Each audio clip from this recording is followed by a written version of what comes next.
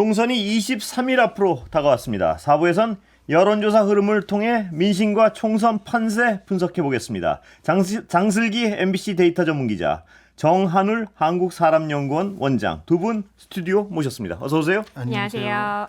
자, 이 청취자들이 가장 궁금한 건 어쩔 수 없이 정당 지지도가 어떻게 변해가고 있고 지금 현재 상황이 어떠냐 이걸 텐데요. 어디 장 기자부터 잠깐 정리해 주실래요? 네, 리얼미터가 에너지경제신문 의뢰로 지난 3월 14일부터 15일까지 1000명을 ARS로 조사를 했는데요. 더불어민주당이 40.8%, 국민의힘이 37.9%, 개혁신당 4.2%, 새로운미래 2.6%, 자유통일당 2.6%, 녹색정의당 1.5%로 나왔고요. 예. 보시면 더불어민주당이 살짝 더 높죠. 오차범위 내에서 예. 살짝 높게 나왔고요. 그런데 지난주 금요일에 나온 갤럽 자체 조사에서는 두 정당 지지율에 약간 차이가 있습니다. 12일부터 14일까지 전화면접 방식으로 1,002명을 조사한 건데요.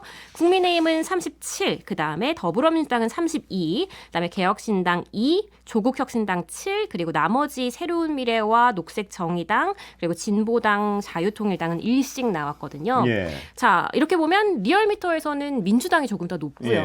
그리고 오차범위 내고요. 오차범위 예. 내에서 조금 더 높고요. 그리고 갤럽에서는 오차범위 내지만 국민의힘이 더 높습니다. 예. 자, 이런 차이가 왜 나오느냐? 왜 이렇게 들쭉날쭉? 네. 어느 걸 믿어 어느 조사를 믿고 어느 조사를 믿지 말아야 됩니까? 근데 단순히 숫자만 비교하면 차이가 나지만 뜯어보면 차이가 나는 이유가 예. 있습니다. 리얼미터 조사에서는요. 조국혁신당이 포함이 안 됐습니다. 예. 그런데 갤럽에는 포함이 됐습니다. 뭐 이런 차이도 있고요. 그리고 ALS랑 전화 면접인 차이도 있고요. 그렇다 보니까 차이가 날 수밖에 없는 상황인 거죠. 네. 그래서 이거를 막 어디가 맞다 틀리다라고 보시기보다는 이걸 구체적으로 좀 뜯어보시면 더 좋을 것 같습니다. 아까 장 기자 조사 방법하고 다 설명하신 거죠? 예, 맞습니다. 예, 예. 네. 자, 그러면 일단 정 원장님 이 어떤 들쭉날쭉함을 어느 부분을 좀 눈여겨 봐야 되나요? 잠깐 설명했지만 장 기자가 일단 조사 특성의 조사 방법에 따라서 네. 그 응답 분포가 좀 차이가 일관되게 나타나고요. 지금 한국에서 지금 선거 여론조사에서 이제 사용하는 주된 방법은 소위 말해서 이제 기계음으로 하는 ARS 조사와 사람이 직접 이제 인터뷰를 하는 대면 면접, 전화 면접 조사, 전화 면접 조사 예. 이렇게 크게 두 가지인데 이게 각 방법마다 좀 특징이 있죠. 그러니까 일단 제일 크게 차이나는 건 응답률이 ARS 조사는 굉장히 낮고, 예, 그렇죠. 예. 그건 무슨 얘기냐면 사실은 이제 굉장히 응답에 적극적인 고관여층들이 이제 많이 잡힌다는 얘기고, 그래서 실제 데이터들을 보면 ARS 조사를 한 것과 전화 면접을 한 조사 보면 무당파 비율이 굉장히 다르고요. 그리고 2018년도에 이제 통계학회에서 이제 두 방법을 가지고 실험 비교를 했거든요.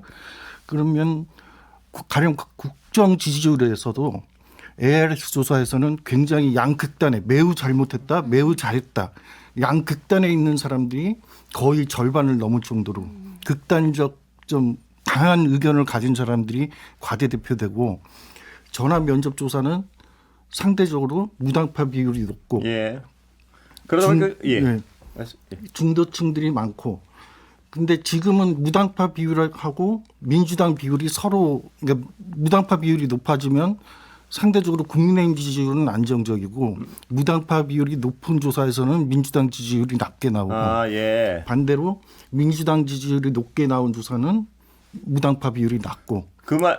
그 말씀은 무당파가 민주당과 무당파로 왔다 갔다 한다 이렇게 해석할 수 있는 건가요? 이제 그렇게 지금 보여지죠. 그러니까 보통은 무당층이라고 하는 그 사람들 중에서 이제 민주당을 찍을 수도 있는 사람들이 조금 더 많다는 게 이제 알려진 이야기이기는 한데, 이 사람들이 결국에는 투표장에 나올 것이냐의 문제잖아요.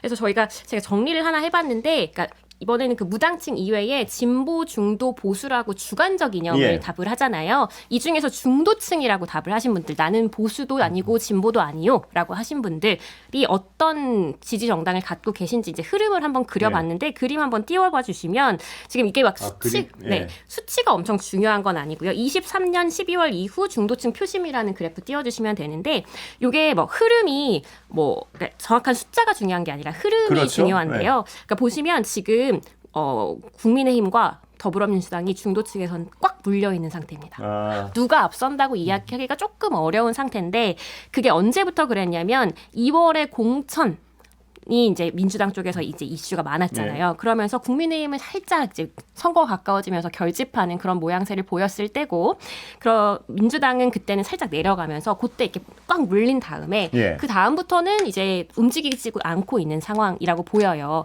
그래서 중도층 민심이 지금 딱 양분되어 있기 때문에 이분들이 도대체 언제 투표장에 나가실 거냐, 마실 거냐, 뭐 이런 문제도 있고, 아직까지도 중도층에서는 이제 전화 면접 기준으로 한 20%가 좀 넘는 분들이 아직 어느 정당을 지지하지 않는다라고 얘기하고 계시거든요. 근데 반면에 이제 전체적으로 합쳐보면 10%까지 내려가요. 그 정도 비율은 어떻습니까? 예년에 비교하면 이 시점, 그러니까 지금 한 달이 채 남지 않았죠, 이제 이 시점에 이런 중도층 비율은 어떻게 평가해야 되나요? 저는 중도층에서는 내려올 수 있는 만큼 내려왔다고 생각을 그래요? 해요. 네. 내려올 수 있는 만큼 생각을 하는데, 근데 나머지 분들이 지금 양분되어 있기 때문에 이분들 중도층 분들은 사실은 진보요 보수요 하시는 분들보다는 상대적으로 고관여층이 아닐 가능성이 더 높거든요. 그렇죠. 근데 이분들이 그러면 어느 비율로 나오시느냐 투표장에, 요게 이제 승패를 가르게 되겠죠. 예. 그리고 한 가지 좀 첨언을 드리자면, 중도층하고 기존 어떤 당파를 가진 분들하고 가장 차이가 나는 게 뭐냐면, 사실은 정보를 취득하고 자신의 지지할 후보를 결정하는 시점 자체가 차이가 뚜렷하게 나타납니다.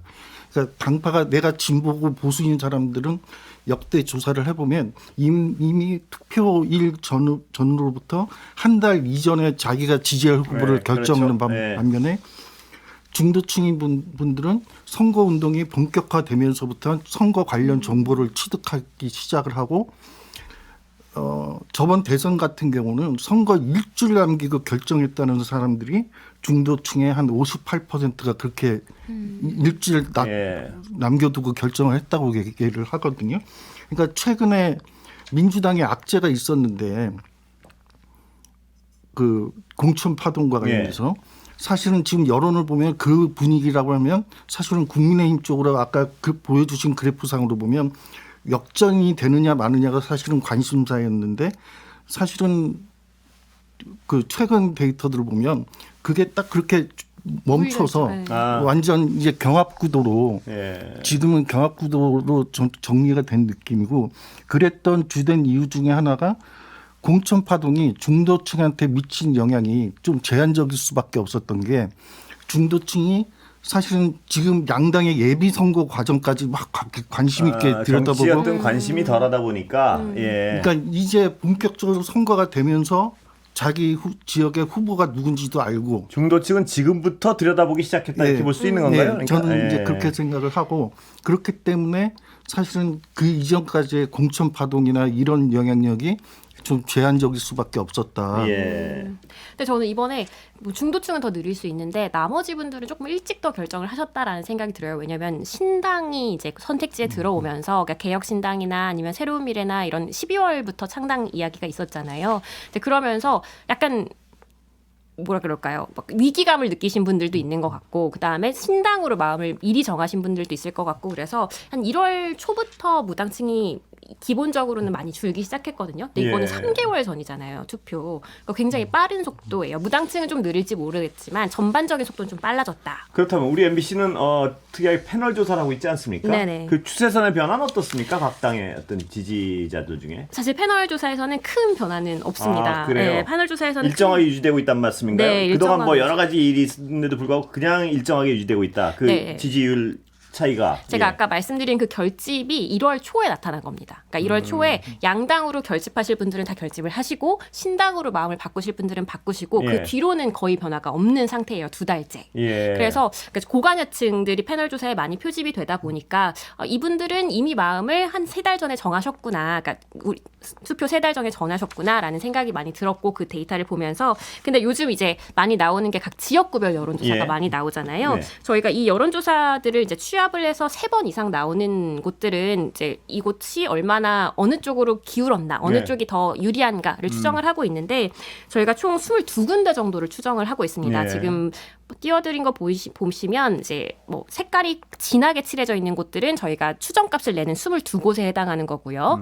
연하게 칠해진 것들은 이제 조사가 나온 곳들인데 저희가 22곳을 추정하고 있다고 말씀을 네. 드렸는데 딱 보시면 사실 파란색이 조금 더 많은 그렇습니다. 것 같고요. 예. 그다음에 많은 게 보라색이고 예. 빨간색은 3군데잖아요. 그러니까 저희가 22군데 중에서 12군데가 민주당이 조금 앞서고 있는 것으로 저희가 추정값에서 베이지한 추정값에서 그렇게 나오고 그다음에 3군데가 국힘이 앞서고 있고 7군데가 경합입니다. 자, 그런데 예. 여론조사는 모든 지역구에서 나오지 않아요. 저희가 254개 지역구인데 이 중에서 경합이거나 그다음에 관심 지역구에서 주로 나오는데 지금 그런 경합인 것으로 예상되는 그런 지역구들에서 민주당이 조금 더 앞서는 곳들이 현재 시점에서는 많다. 이렇게 이해를 해주시면 될 것 같습니다. 보라색이 경합인가요? 예, 보라색이 경합입니다. 아, 보라색이 경합이다. 네. 예. 지금 보라색인 데가 종로도 그렇고요. 김포, 가, 뭐 수원, 평, 뭐 성남, 분당, 갑을 뭐 이런 군데들이 다 지금 보라색 경합으로 나타나고 있습니다. 예. 그러니까 이것들은 누가 이기는지 지금 알 수 없다. 정말 투표함을 까봐야 알 수 있다. 이런 보라색이요. 상황이거든요. 네, 보라색이요. 네. 예. 그런데 민주당은 지금 목표 의석수 150 아까도 박지원 전 원장 나와서 말씀하시기를 150석은 넘을 것이다. 뭐 이렇게. 근데 어떻습니까? 이 자료랑 비교하면 어떻습니까? 그 예측은 어떻게 보세요, 네. 원장님? 지금 예. 나오는 데이터들이 전국적인 데이터거나 아니면 지역구 중에 일부 데이터만 나오잖아요. 네. 그래서 사실은 전체 의석수를 계산하는 건 지금 데이터 가지고는 좀 어렵다고. 아, 지금 데이터는 전체 의석수를 추정하는 건 거의 불가능에 네. 가깝다. 예.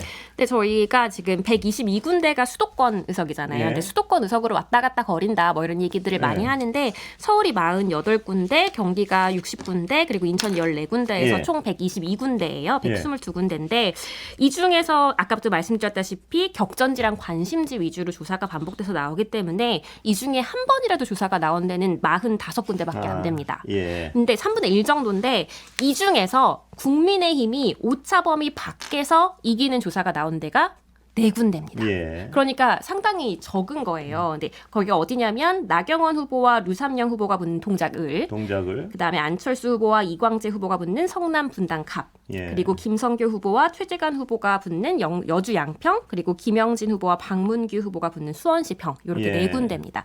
이 4군데를 제외하고는 오차범위 내의 조사만 나왔거나 국민의힘 후보가 앞서고 있어도 오차범위 내의 조사만 나왔거나 민주당이 오차범위 밖으로 이기고 있는 그런 데는 몇 군데나 되는 건가요, 그 중에? 어. 지금 이게 4군데가 몇 군데 중에 4군데란 말씀이시죠? 45군데 아, 중에 45군데 4군데. 중에 4군데가 국민의힘이 오차범위 밖에서 네. 앞서고 있고 45군데 중에 몇 군데가 민주당이 앞서고 있나요? 민주당이 오차범위 밖에서 앞서는 조사가 나온 것은 25군데고요. 아, 예. 근데 이제 오차범위 밖에서 앞서는 것도 있고 오차범위 내에서 앞서는 것도 있고 국민의힘이 오차범위 안에서 앞서는 것도 있기 때문에 사실 오차범위 안의 것들은 우리가 어디가 앞선지 모른다라고 얘기를 하잖아요. 예. 그렇기 때문에 이제 뭐 정확하게 얘기는 할 수는 없지만 어쨌든 간에 이 중에서 4군데만 오차범위 내 밖에서 앞선다라고 하기 때문에 확실히 이긴다는 곳이 4군데인 예. 거죠. 네. 지금 장슬 기자가 여러 가지 어떤 그 조사 방법이나 이건 설명을 해주셨는데 자세한 여론조사 내용은 중앙여론조사심의위원회 홈페이지를 참조하시면 됩니다. 네. 예. 그 말씀해 주실 때 계속 어떤 그 조사 개요 같은 건 특정 조사는 좀 말씀을 해주세요. 예. 그래서 지금 31군데에서는 뭐 오차범위 내 조사가 나오고 있는 거고 31군데 더하기 4군데니까 35군데 그러면 네. 10군데 같은 경우는 민주당이 계속 앞서는 조사가 위주로 나오고 있다. 이렇게 봐주시면 될 것 같아요. 근데 말씀드렸지만 관심지 또는 격전지 위주로 나오고 있기 때문에 지금 격전지에서는 민주당이 조금 더 지역구 조사에서는 유리한 조사들이 많이 나오고 있다는 사실은 예. 맞는데 수도권 특히요. 네, 수도권에서. 수도권이 예. 아무래도 저희가 주목해서 봐야 되는 지점이다 예. 보니까요. 그런데 하나 좀 주목할 게 있는데 이 조사는 모든 연령대가 똑같은 비율로 투표를 한다고 했을 때 이렇게 나오는 겁니다. 아, 예. 근데 만약에 4050이 투표를 덜 한다, 뭐 2030이 덜 한다, 뭐 이렇게 되면 바뀔 수 있는 거죠. 그렇다면 연령대별 어떤 지지율은 나와 있는 건가요, 지금 조사에? 지역구별은 나와 있지 않지만 연령별로 혹시 보면 이제 4050에서는 확실히 조국 신당이 올라가는 게 많이 보이고요. 4050에서요. 4050에서는 이렇게 보이고 그리고 2030에서는 아직도 무당층이 가장 많습니까? 많습니다. 남녀 네. 성별로는 어떻습니까? 남녀 여전히 성별로는 나눠볼 수가 없습니다. 조사가 너무 조사 조금 자체가 이렇게- 그렇게 네. 돼 있지 않군요. 네. 예. 사이즈가 지금 지역구는 한 500명 정도 되니까 그 중에 한 5분의 1이 20대라고 보면 예. 그걸 또 남녀로 나누면 숫자가 굉장히 적어지기 때문에 그러니까 하위 단위 그렇게 세부적인 하위 단위까지 분석이 쉽지는 않을 겁니다. 그럼 전통적인 어떤 투표율에서는 20, 30대가 좀 40, 50대가 떨어지지 않습니까? 어떻습니까? 전통적 그 과거의 기존 데이터를 보면 그것도 정확한 어떤 데이터는 지금 없는 상황인가요? 예. 그건 선관위에서 예.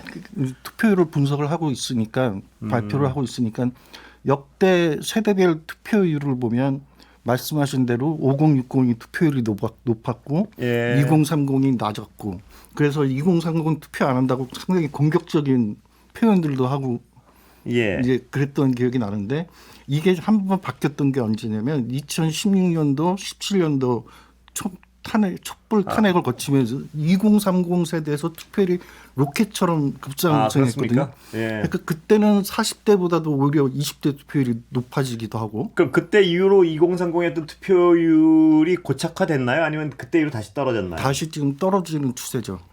그렇기 때문에 모르는 거예요. 모르겠군요. 네. 이번에 어떻게 될지. 예. 근데 또 2030 같은 경우는 아직 무당층이 가장 많기도 하고 물론 뭐 더불어민주당 지지층이 조금 더 많이 나오는 건 사실인데 이 사람들이 또 여자 남자로 갈려서 여자 남자 투표율이 또 많이 또 달라지기 때문에 예. 그것도 조금 확인을 해봐야 될 것 같습니다. 시간은 이제 거의 다 됐는데 정권 심판론은 어떻게 계속 유지되고 있나요? 아니면 시간은 네, 정권 심판론은 사실 거의 한 번도 움직인 적이 없습니다. 그래요? 그게 포인트입니다. 그러니까 정권 심판론은 50%대에서 50% 초반대에서 한 번도 움직인 적이 없다는 게 이번 선거의 특징이에요. 그러니까 예. 정당 지지나 이런 것들은 움직이지만 정권 그래요? 심판론은 움직인 적이 없다가 네, 맞는 해석입니다. 오늘 여기까지 듣겠습니다. 두 분 감사합니다. 고맙습니다. 지금까지 장슬기 MBC 기자, 정한울 한국사람연구원 원장 모셨습니다.